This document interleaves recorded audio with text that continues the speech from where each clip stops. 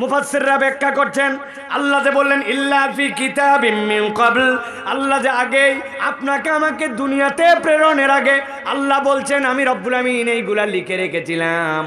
বান্দার কয় ধরনের মুসিবত হইতে পারে? 1 নম্বরে রোগ ব্যাধি, 2 নম্বরে অভাব অনটন, 3 নম্বরে প্রিয়জনের মৃত্যু।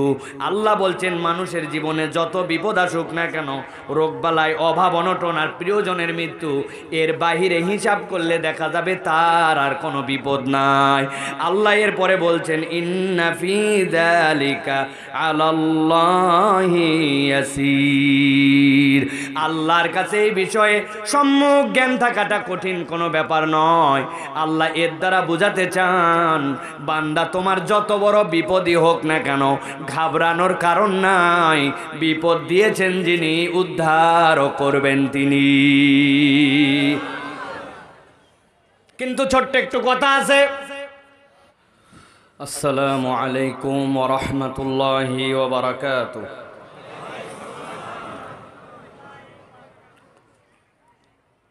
ইন্নাল হামদালিল্লাহ আলহামদুলিল্লাহি নাহমাদুহু ওয়া নাস্তাঈনুহু ওয়া নাস্তাগফিরুহু ওয়া নু'মিনু বিহি ওয়া নাতাওয়াক্কালু আলাইহি ওয়া নাউযু বিল্লাহি মিন শুরুরি আনফুসিনা ওয়া মিন সাইয়্যাতি আ'মালিনা। من يهد الله فلا مضل له ومن يضلل فلا هادي له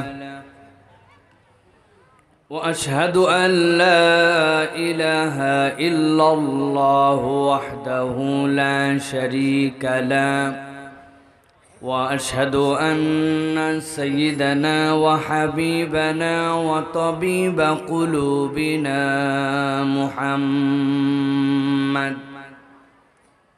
الذي أرسله بالحق بشيرا ونذيرا وداعيا إلى الله بإذنه وسراجا منيرا. فقد قال الله سبحانه وتعالى في كلامه المجيد وفي فرقان الحميد. أعوذ بالله من الشيطان الرجيم. بسم الله الرحمن الرحيم.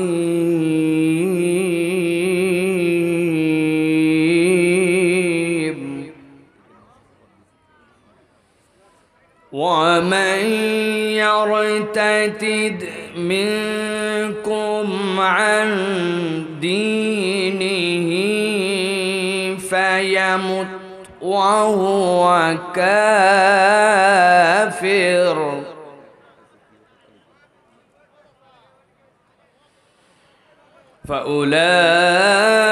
فأولئك حبطت أعمالهم في الدنيا والآخرة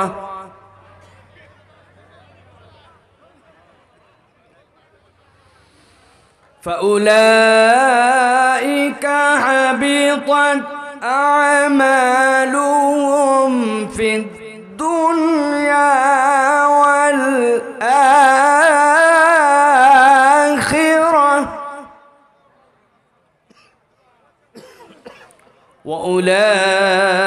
وأولئك أصحاب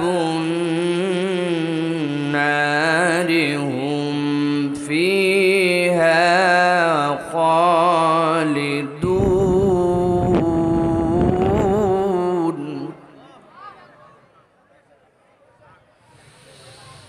وأولئك أولئك أصحاب النار هم فيها خالدون.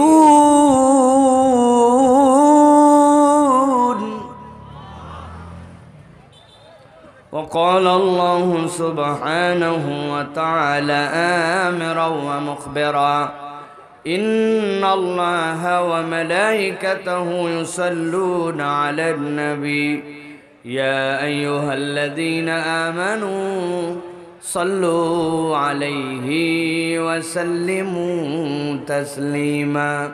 اللهم صل على محمد وعلى آل محمد كما صليت على إبراهيم وعلى آل إبراهيم إنك حميد مجيد. اللهم بارك على محمد وعلى آل محمد كما باركت على إبراهيم وعلى آل إبراهيم إنك حميد مجيد. الحمد لله. আল্লাহ রাব্বুল আলামিনের কাছে শুকর গুজার হচ্ছি যে আল্লাহ রাব্বুল আমিন আজকে আমাদেরকে নওগাঁর এই বদলগাছির মাছ বাজার কল্যাণ যুব সমিতির উদ্যোগে আজকের এই ঐতিহাসিক তাফসীরুল কোরআন মাহফিলে আমাদেরকে আসার বসার তৌফিক, যোগ্যতা, সুস্থতা, মন মানসিকতা, পরিবেশ পরিস্থিতি দান করলেন। সে রব্বুল আলামিনের কাছে আমরা আল্লাহ রাব্বুল আলামিনের শেখানো বাক্যে কালেমাতুশ শুকর আদায় করছি, সকল আনন্দ চিত্তে পড়ছি আলহামদুলিল্লাহ। দরুদ এবং সালাম বর্ষিত হোক মানবতার মহান মুক্তির দূত আকায়ে নামদার তাজদারে মদিনা আপনার আমার প্রিয় রসুল জনাবে মুহাম্মদুর রাসূলুল্লাহ সাল্লাল্লাহু আলাইহি ওয়াসাল্লামের প্রতি। আজকের এই মজলিসের সম্মানিত সভাপতি জনাব এস এম জাকিতুল্লাহ সাহেব, জনাব ওয়ারেস আলী সাহেব, বদলগাছির বিশিষ্ট কাপড় ব্যবসায়ী, উপস্থিত আছেন আজকের প্রধান অতিথি জননেতা আলহাজ ফজলে হুদা বাবুল সাহেব, উপস্থিত আছেন অত্র থানার সম্মানিত কর্মকর্তা, কথা বলেছেন হাফেজ মাওলানা হাবিবুর রহমান সাহেব এবং বদলগাছির সম্মানিত খতিব বাজার মসজিদের মাওলানা আকরাম হোসেন সাহেব। স্টেজে উপস্থিত আছেন আনোয়ার হোসেন সাহেব চেয়ারম্যান মহোদয়, জনাব মোহাম্মদ জাহাঙ্গীর আলম সাহেব সহ মঞ্চে উপবিষ্ট আছেন আমার শ্রদ্ধেয় পিতা, নওগাঁর অন্যতম শ্রেষ্ঠ আলেমে দিন, নওগাঁ কাছারি মসজিদের সুযোগ্য খতিব হিসাবে যিনি ৩৬ বছরের দায়িত্ব পালন করেছেন, নওগাঁ নামাজগড় আলিয়া মাদ্রাসার সম্মানিত ভারপ্রাপ্ত অধ্যক্ষ ছিলেন, মুহাদ্দিস ছিলেন মাওলানা আনোয়ার আকরাম হোসেন সাহেব। স্টেজে উপস্থিত আছেন বিভিন্ন পর্যায়ের ওলামায়ে কেরাম, ফুজালা এজাম, আমার সামনে উপবিষ্ট মুরব্বিয়ানে কেরাম, আমার প্রিয় যুবকেরা, তরুণেরা, স্নেহের ছোটরা, আলাদা প্যান্ডেল থেকে শুনছেন মা এবং বোনেরা, সকলকে একবার সালাম দিয়েছি। আরও একবার আপনাদের কাছে দোয়া পাওয়া এবং করার আশায় সালাম নিবেদন করি। আসসালামু আলাইকুম ওয়া রাহমাতুল্লাহ। আপনারা ভালো আছেন ভাই? সবাই ভালো আছেন ভাই? আমি অনেক বেশি ভালো আছি আলহামদুলিল্লাহ। আপনারা ইতিমধ্যে জানেন যে একটি বিশাল দুর্ঘটনা, সেই দুর্ঘটনা থেকে আল্লাহ রাব্বুল আমিন আমাদের পুরো পরিবারকে আল্লাহর অসীম কুদরতে দয়ায় মিরাকলিকভাবে অবিশ্বাস্যভাবে আল্লাহ নিখুঁতভাবে আমাদেরকে বাঁচিয়ে রেখেছেন। আজকে আমি প্রথম আপনাদের কাছে এরপরে কথা বলতে এসেছি। চোখের অপারেশনের পরে চোখের সেলাই কেটে আজকে প্রথম আমি নওগাঁতে আসছি। আসলে আশা ডাক্তারের অনুমোদন সাপেক্ষ নয়, কিন্তু এই জায়গার মানুষজন অনেক দিন ধরে বলে রেখেছে, এই জন্য একরকম জোর জবস্তি করে আমি সরাসরি হাসপাতাল থেকে আপনাদের এখানে আসছি। তো এই জন্য প্রিয় ভাইয়েরা, আপনারা আমাদেরকে মহব্বত করেন, আপনাদের সন্তান হিসেবে আমাদেরকে ভালোবাসা দেন। আমি এর আগেও বলেছি, যার বাড়ি যেখানে হয় সেখানকার মানুষজন তাদেরকে তেমন দাম দিতে চায় না। এটাই মানুষের ফিতরা, ঠিক না ভাই? কিন্তু আমি উল্টা, সারা দেশে আমাকে যা ভালোবাসা দেখায় তার দ্বিগুণ তিনগুণ ভালোবাসা নওগাঁর মানুষ আমাকে দেখায়। আলহামদুলিল্লাহ।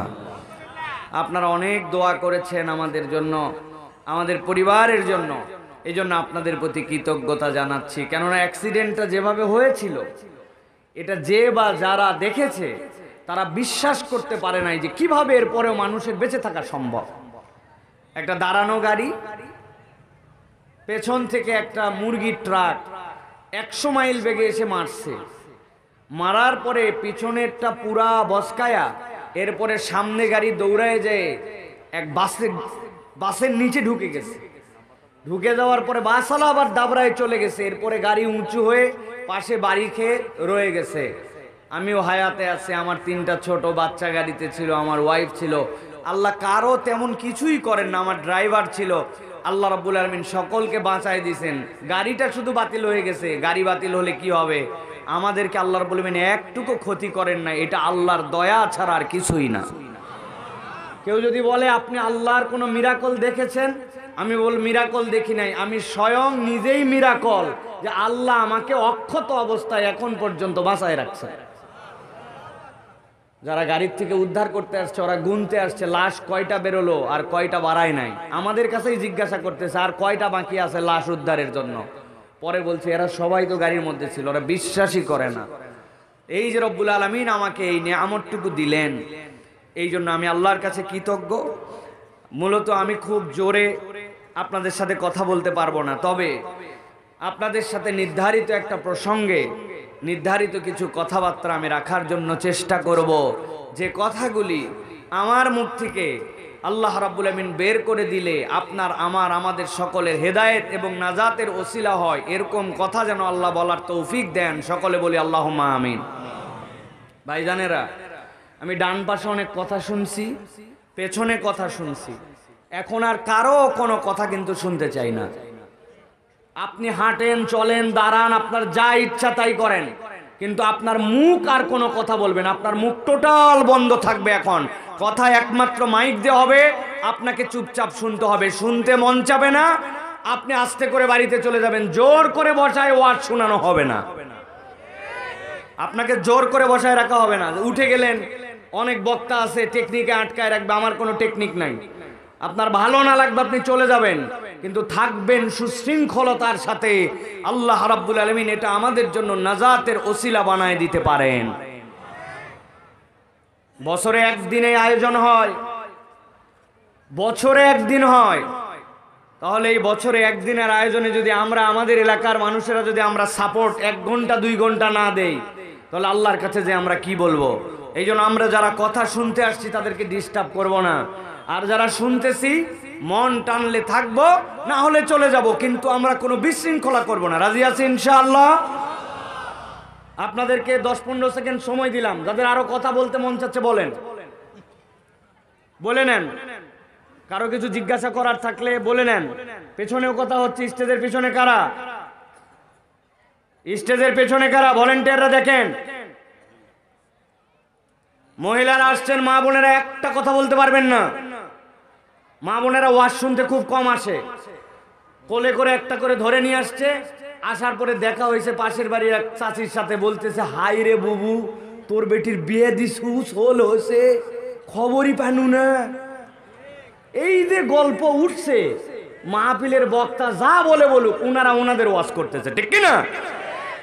মা বোনেরা চুপ করেন, একটা শব্দ হবে না আপনাদের। আপনাদের কণ্ঠের পর্দা আছে, মাহফিল শোনা নফল, ওই কণ্ঠ যাকে তাকে শোনাতে পারবেন না আপনি।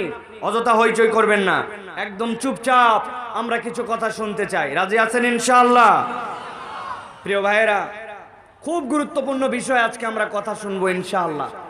এই যে দুনিয়াতে আমরা আসছি, দুনিয়াতে আসার পরে আমাদের প্রত্যেকের কম বেশি মুসিবত হয়, প্রত্যেকের আমাদের বিভিন্ন ধরনের বিপদ আপদ হয়, নানান ধরনের পরীক্ষা নিরীক্ষা আসে। আসে কিনা ভাই? কথা বলতে হবে আপনাদের, আসে কিনা? আসে। আল্লাহ রাব্বুল আলামিন বলছেন, দুনিয়ার মানুষ তোমাদের জন্য যত ধরনের পরীক্ষায় আসুক, তোমাদের ঘাবড়ানোর কোনো কারণ নাই, কেননা যত পরীক্ষা, সব পরীক্ষা যেটাই আসুক না কেন সেটা আল্লাহ রাব্বুল আলামিনের নলেজের ভিতরে আছে। আল্লাহর জ্ঞানের বাহিরে তোমাদের কোনো পরীক্ষা আসে। আল্লাহ রাব্বুল আলামিন বলছেন, মা আসাবা মিন মুসিবাতিন ইল্লা বিইজনিল্লাহ। দুনিয়ার মানুষ জেনে রাখো, তোমাদের জন্য যত বড় বিপদ হোক আর যত বড় তোমাদের জন্য পরীক্ষা আসুক না কেন, আল্লাহ রাব্বুল আলামিন বলছেন ইল্লা বিইজনিল্লাহ, আল্লাহ রাব্বুল আলামিনের জ্ঞানের বাহিরে এই পরীক্ষা তোমাদের উপরে আসে না। আল্লাহ সবটুকু জানেন। তোমার উপরে যে বিপদ আসছে আল্লাহ রাব্বুল আলামিনের কাছে এটার ধারণা আছে। আল্লাহ রাব্বুল আলামিন বলছেন, তবে বান্দা তোমাকে যে পরীক্ষা দিলাম, এই পরীক্ষা তোমাকে এই জন্য দেই নাই যে তুমি ধ্বংস হয়ে যাও, শেষ হয়ে যাও। আল্লাহ বলছেন, ওয়ামান ইউমিন বিল্লাহ ইয়াহদি কলবাহু ওয়াল্লাহু বিকুল্লি শাইইন আলীম। আল্লাহ রাব্বুল আলামিন বলছেন, ও দুনিয়ার মানুষ, তবে জেনে রাখো রব্বুল আলামিন তোমার জন্য যে পরীক্ষা দিলেন, ওই পরীক্ষা আসার পরে দুনিয়ার যেই মানুষ একবার বলবে আমি আমার রবের প্রতি বিশ্বাস করি, আমার ভালো হোক খারাপ হোক আমি রবের প্রতি বিশ্বাস করি। আল্লাহ বলছেন, কেউ যদি আল্লাহর উপরে একবার তাওয়াক্কুল করে আর বিশ্বাস করে, আল্লাহ গ্যারেন্টি দিচ্ছেন ইয়াহদি কলবাহু, রব্বুল আলামিন স্বয়ং তার জন্য হেদায়েতের ব্যবস্থা করে দিবেন। তার অন্তরটাকে রব্বুল আলামিন হেদায়েতের উপরে দায়েম এবং কায়েম রাখবেন। আল্লাহ বলছেন, আর বান্দা জেনে রাখো আল্লাহু বিকুল্লি শাইইন আলীম, তোমার দুনিয়াতে যাই হোক না কেন সব বিষয়ে খবর যিনি রাখেন তিনি কে? বললেন না সবাই, তিনি কে? আল্লাহ রাব্বুল আলামিন আরেক আয়াতে কারিমার মধ্যে বলছেন, মা আসাবা মিন মুসিবাতিন ফিল আরদি ওয়ালা ফি আনফুসিকুম ইল্লা ফি কিতাবিম মিন ক্বাবল। ও দুনিয়ার মানুষ জেনে রাখো, দুনিয়ার বুকে তোমাদের উপরে এই পৃথিবীতে যত বিপদ আসে আর তোমাদের নফসের উপরে, তোমাদের আত্মার উপরে যত বিপদ আসে, আল্লাহ রাব্বুল আলামিন বলছেন ইল্লা ফি কিতাবিম মিন ক্বাবলি আন নাবরাহা। রব্বুল আলামিন এইগুলা প্রত্যেকটার বিষয়ে আল্লাহর কাছে আগেই লিখে রেখেছেন। আল্লাহু আকবার। মুফাসসিররা ব্যাখ্যা করছেন, আল্লাহ যে বললেন ইল্লা ফি কিতাবিম মিন ক্বাবল, আল্লাহ যে আগে আপনাকে আমাকে দুনিয়াতে প্রেরণের আগে আল্লাহ বলছেন আমি রব্বুল আমিন এইগুলা লিখে রেখেছিলাম। বান্দার কয় ধরনের মুসিবত হইতে পারে? 1 নম্বরে রোগ ব্যাধি, 2 নম্বরে অভাব অনটন, 3 নম্বরে প্রিয়জনের মৃত্যু। আল্লাহ বলছেন মানুষের জীবনে যত বিপদ আসুক না কেন, রোগবালাই, অভাব অনটন আর প্রিয়জনের মৃত্যু, এর বাহিরে হিসাব করলে দেখা যাবে তার আর কোনো বিপদ নাই। আল্লাহ এর পরে বলছেন ইন্না ফি যালিকা আলাল্লাহি ইয়াসির, আল্লাহর কাছে এই বিষয়ে সম্যক জ্ঞান থাকাটা কঠিন কোনো ব্যাপার নয়। আল্লাহ এর দ্বারা বোঝাতে চান, বান্দা তোমার যত বড় বিপদই হোক না কেন ঘাবড়ানোর কারণ নাই, বিপদ দিয়েছেন যিনি উদ্ধারও করবেন তিনি। কিন্তু ছোট্ট একটু কথা আছে, আমি দোতলার উপরে উঠতে চাই, নিজ তলায় আমি থাকি, দেখতে পাচ্ছ এটা দোতলা, বুঝে থাকলে নওগাঁর মানুষ বুদ্ধি কাটায় উত্তর দেন তো, আমি যে দোতলায় উঠবো ওই দোতলায় কি আমি নিচতলার থেকে লাফ দিয়ে উঠে যেতে পারবো? কথা বললেন না যারা, তারা মনে হয় পারবেন। 10 ফিট লাফ দিতে পারবেন আপনি? তাহলে আপনাকে যখন দেখতেছেন দোতলায় আমার উঠতে হবে, তখন আপনার ধারণা যেহেতু দোতলা আছে তার মানে ওঠার জন্য নিশ্চয় কোনো না কোনো একটা রাস্তা আছে। হয়তো আমি দেখতে পাচ্ছি না, হয়তো সিঁড়িটা ভিতরে আছে, অথবা পেছনে আছে, অথবা কোনো দিক দিয়ে আছে, অথবা সিঁড়ি যদি নাও করতে পারে তাহলে নিশ্চয় মইটই কিছু একটা বানাইছে, ঠিক কিনা? আল্লাহ রাব্বুল আমিন বলতেছেন, বান্দা তাহলে বিপদ আসলো, এখন বিপদ থেকে উদ্ধার তোমার পাওয়া লাগবে, কায়দাটা কি আমি রব্বুল আমিন তোমাকে জানাবো নাকি? রব্বুল আমিন বলছেন, বান্দা আকল খাটাও, আকল খাটাও, ঘাবড়ায় যেও না, কায়দা কোনো একটা আছে কিন্তু তুমি সব সময় সেটা বুঝতে পারো না। এক এলাকায় নাকি এক অলস লোক ছিল, অলস। আপনাদের এলাকায় আছে ভাই? কাজ কাম করে না, কিচ্ছু করে না, সারাদিন খালি হা হুতাশ করে, আছে না ভাই? অনেক হা হুতাশ করতে করতে একদিন বিকালবেলা যাচ্ছে, যাওয়ার সময় দেখে বাপরে বাপ, যেই বাগানের পাশ দিয়ে যাচ্ছি এই বাগানের মধ্যে তো শুধু পেয়ারা পেয়ারা আর পেয়ারা, এত বড় বাগান যে এই জায়গায় আছে আমার তো জানা ছিল না। লোভ হয়ে গেছে, কামাই করে খাইতে পারি না, কিন্তু চুরি করে একটু চেষ্টা করে দেখি তো, একটু খাই আবার একটু চুরি করে বেচারও দান্দা করি। নওগাঁর বাজারে পেয়ারা এখন কয় টাকা কেজি? 60 টাকা মিনিমাম, ঠিক কিনা? বুদ্ধি করে পেয়ারা 2টা খাইছে, লোভ সামলাতে পারে নাই। এরপরে চিন্তা করছে কেজু দিয়ে অন্তত পক্ষে চুরি করি। আশপাশে চারিদিকে জঙ্গল, ঘন বাগান। চিন্তা করছে কেউ তো দেখতে পাচ্ছে না, 2 কেজি চুরি করা শেষ। এমন সময় মালিক এসে হাজির। মালিক করে এখন ধরবে, বেচারি পেয়ারা টিয়ারা সব ফালাই দিয়া পরিমরি করে জান বাঁচানোর জন্য যেমনে হোক বনের মধ্যে দৌড় লাগাইছে। আমার পেয়ারা লাগবে না, আগে জান বাঁচাই। দৌড়াইতে দৌড়াইতে দৌড়াইতে দৌড়াইতে বনের ভিতর ঢুকছে। ঢোকার পরে এক দৃশ্য দেখে তো তার পিলা চুমকায় গেছে।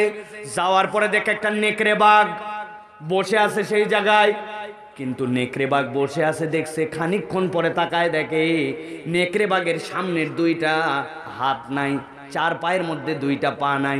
নেকড়ে বাঘটা চুপচাপ সেই জায়গায় বসে আছে। চিন্তা করছে জীবনে অনেক বাঘ দেখছি, অনেক নেকড়ে বাঘ দেখছি, কিন্তু 2টা হাত নাই, এরকম তো কোনোদিন দেখি নাই। মনে মনে সাথে সাথে ভাবছে ওর যেহেতু 2টা হাত নাই, তাহলে 2 পায়ে তো চলতে পারে না, ও খায় কেমনে, বনের মধ্যে বাঁচে কেমনে, কি আশ্চর্য কথা। নিজে ভয় পাইছে, কিন্তু ভয় পায় গাছের মধ্যে উঠে বসে বসে ভাবতেছে নেকড়ের কথা। হায়রে নেকড়ে, 2 পা নাই, কেমনে বনের মধ্যে টিকে আছে, স্বাস্থ্যও তো খারাপ না। খানিকক্ষণ পরে দেখে একটা সিংহ মুখের মধ্যে গোস্তের একটা টুকরা নিয়ে ছুটে ছুটে আসতেছে। ওর তো চমকায় গেছে যে বেটা সিংহ হচ্ছে বনের রাজা, এখন বাঘের যে কি অবস্থা হবে, 2 পা নাই, পালাতেও পারবে না, এখন মুখে করে গোস্ত নিয়ে আসতেছে, নিশ্চয়ই খবর আছে। অনেকক্ষণ অপেক্ষা করার পরে দেখো ওই সিংহ যেইটা ছিল, ওই সিংহ মুখের গোস্তের টুকরাটা নিয়ে এসে আস্তে করে যে বাঘ ছিল বাঘের সামনে রেখে দিয়ে চলে গেছে। সাথে সাথে তার মনের মধ্যে উদিত হয়েছে, আমি মনে করছিলাম যা, আসলে তা নয়। ওর 2 পা না থাকলে কি হবে, 2 জনের মধ্যে বিশাল শত্রুতা, কিন্তু তার 2 পা না থাকার পরেও আল্লাহ তার রিজিক একটা সিংহকে দিয়ে দয়া দিয়ে তার কাছে পাঠাচ্ছেন। ও চিন্তা করছে তাহলে তো ভালোই হলো, ও বসে থাকে যদি খাবার পায়, তাহলে আল্লাহ চাইলে তো আমাকেও বসে থাকে দিতে পারেন। ও বনের থেকে বের হয়েছে, বের হয়ে রাস্তার সামনে বসে আছে। আল্লাহ যদি ওই বাঘরে খাওয়াতে পারে 2 ঠ্যাং ছাড়া, আর আমি রব্বুল আমিনের একটা সৃষ্টি, আমার কেন বসে থাকে খাওয়াবে না? অনেক বেলা বসে আছে, দেখো সামনে কেউ আসে না। আস্তে আস্তে দেখে এদিক দিয়ে সাপ বাড়ায় যায়, ওদিকে উমুক চলে যায়, ওর আস্তে আস্তে ভয় লাগছে। অনেকক্ষণ পরে আল্লাহর কাছে অভিযোগ দিচ্ছে, আল্লাহ ওই সৃষ্টির 2 ঠ্যাং নাই, আর তারে তুই খাওয়াস, আর আমি সকাল থেকে বসে থাকলাম, আমারে তুই খাওয়াস না, আলসা। হঠাৎ করে এই রাস্তা দিয়ে একজন বুজুর্গ হেঁটে যাচ্ছেন। যাওয়ার সময় বলছে, কি ব্যাপার, তোমার মুখটা মলিন, বিড়বিড় করে তুমি কি বলো, ঘটনা কি বলো তো? নিশ্চয়ই এইরকম ফাঁকা রাস্তায় তো কারো বসে থাকার কথা নয়। পুরা ঘটনা পেয়ারা চুরি থেকে শুরু করে বাঘ খাওয়ানো থেকে শুরু করে সব বলেও বসে আছে, ওই পর্যন্ত বর্ণনা করছে। এবার বুজুর্গ বলতেছে, তোমার সবই ঠিক আছে, আল্লাহ খাওয়াতেও পারে, কিন্তু তোমার ছোট্ট একটুখানি একটা বুদ্ধির জায়গাতে তোমার জন্য গ্যাপ আছে। সেইটা হচ্ছে তুমি দেখেছো বাঘকে নিয়ে এসে খাওয়ালো সিংহ, তুমি হতে যাচ্ছই 2 হাত পাহীন, যেরকম বাঘ বসে এসে খাওয়ার পাচ্ছে। আল্লাহ রাব্বুল আমিন তোমাকে এরকম বসে খাওয়াতে চায় না। আল্লাহ তো এইটাও করতে পারে, তুমি সিংহের রূপে আসবে, সিংহ যেরকম তার খাবার তুলে দিছে তুমি কামাই করে খাওয়াবে। তুমি কেন ভাবতেছো তোমার কাছে খাবার আসবে? আল্লাহ তোমার যে যোগ্যতা দিছে, তুমি তো উল্টা কারো অন্ন যোগাতে পারো। ভালো করে বোঝেন, এমনি এমনি কথা বলি নাই। আল্লাহ রাব্বুল আমিন কোরআনুল কারীমের মধ্যে বলছেন, ও বান্দা, আমি রব্বুল আমিন তোর বিপদ দেই, তুই হতাশ হয়ে যাস, তুই ক্লান্ত হয়ে যাস, তুই বের হওয়ার রাস্তা খুঁজে পাস না। আমি আল্লাহ বললাম সব আল্লাহর জ্ঞানের মধ্যে, তবে আমি রব তোকে বাঁচার কায়দাটাও বলে দিতে চাই। ও আতিউল্লাহ ওয়া আতিউর রাসূল ফাইন তাওয়াল্লাইতুম ফাইন্নামা আলা রাসূলিনাল বালাগুল মুবিন। আমার রব্বুল আমিন বলছেন, বান্দা তোর যত বিপদে আসুক না কেন, দোতলার সিঁড়ি যেরকম তুই জানিস বিল্ডিং থাকলে এই জায়গায় ওঠা যাবে। আল্লাহ বলছেন তুই যদি রবের প্রতি একবার বিশ্বাস করিস, আমি আল্লাহ তোকে সিঁড়ি বলে দিলাম। 1 নম্বর আতি আল্লাহ, তোর রব হিসাবে আল্লাহ রব্বুল আমিন যা যা বলেছেন তার অনুসরণ কর। আর 2 নম্বর ওয়াতিউর রাসূল, তোমার নবী যেভাবে তোমাকে দিক নির্দেশনা দিয়েছেন সেইটা অনুসরণ করো। কোনো বান্দা যদি এই 2টা ক্রাইটেরিয়ার মধ্যে এসে যায়, আল্লাহ বলছেন বান্দার জীবনে যত বড় বিপদ আসুক না কেন, ওই বান্দার ভয় পাওয়ার কোনো কারণ নাই। আল্লাহু আকবার। এবার বলেন, এখানে আমরা যারা আছি, এই মাঠে হাজার হাজার মানুষ আমরা আছি, আমাদের জীবনে বিপদ আছে কিনা, দুশ্চিন্তা আছে কিনা? মুখগুলা দিয়ে উত্তর দিয়েন ভাই। পিছনে দেখতে পাচ্ছি আমি, যদিও চশমা পড়ছি ডাক্তারের পরামর্শে, কিন্তু দেখতে পাচ্ছি কিন্তু আমি আপনাদের। উত্তর দিবেন, আমাদের বালা মুসিবত আছে কিনা? আসতেই দেন, কিন্তু মুখটা দিয়ে উত্তর দেন, আছে কিনা? আমাদের দুনিয়াতে অভাব অনটন আছে কিনা? আমাদের দুনিয়াতে প্রিয়জন আপনজন হারানোর শোক ব্যথা বেদনা, বাপ মা ভাই ওস্তাদ বন্ধু আপনজন কলিগ দোকানদার পাড়া পড়োশি, এরকম আপনজনের মৃত্যুতে আমাদের ব্যথা আমাদের হৃদয় আছে কিনা? তাহলে আমাদের যত ধরনের ব্যথা বেদনা সব আল্লাহর নলেজে আছে। আল্লাহ বলছেন তোমাদের এগুলো সব উদ্ধার করে দিব আমি আল্লাহ, যদি তোমরা ইউমিন বিল্লাহ, আল্লাহর প্রতি প্রকৃত ঈমান আনতে পারো, আর আল্লাহর ইতাআত করবে, নবীর ইতাআত করবে। আমি আল্লাহ তোমার জন্য গ্যারান্টার হলাম, যেই আল্লাহ বিপদ দেয় ওই আল্লাহই তোমাকে মুক্তির রাস্তা দেখাবে। সুবহানাল্লাহ। তাহলে এবার বলেন যে আমাদের আর চিন্তা করার কোনো কারণ আছে? চিন্তা করার কোনো কারণ আছে না, আমাদের চিন্তার কোনো কারণ নাই প্রিয় ভাইয়েরা।